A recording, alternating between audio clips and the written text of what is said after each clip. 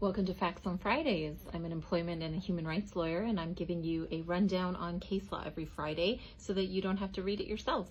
Today we're talking about a recent Supreme Court case that happened in Canada.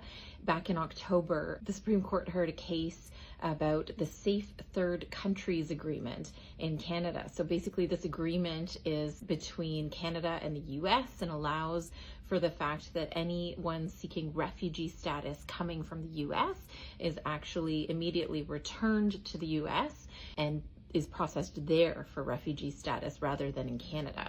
The issue that has been raised is that this does not take into account the fact that the US has very different policies around immigration and refugees. There are a number of concerns that have been raised. One is that quite often refugees in the US are immediately detained and face a long detention period, and that's not the same in Canada. The other issue is that many refugee seekers who are coming from other countries are women who are facing or have already endured gender-based violence and targeting in their home countries.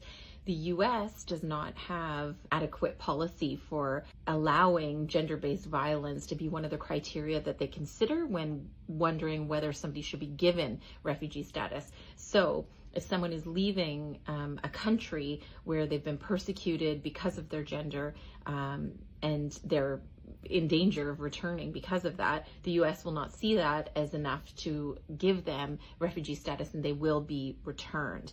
That's not great, and that's not how Canada does it. So if somebody comes directly to Canada from their country of danger and they are facing gender-based violence, Canada will assess that as enough to qualify as refugee status. So the issue is if they're coming from the US straight into Canada, they're not getting that same assessment because they're being returned to the US and very likely then returned to their home country and to the danger. A lot of people have tried to challenge this in this recent case, and the Supreme Court has heard all of the legal arguments and is now waiting and thinking about their decision, and they will release that at some time, probably this year. So stay tuned and I'll update you when that comes through. Follow along for more.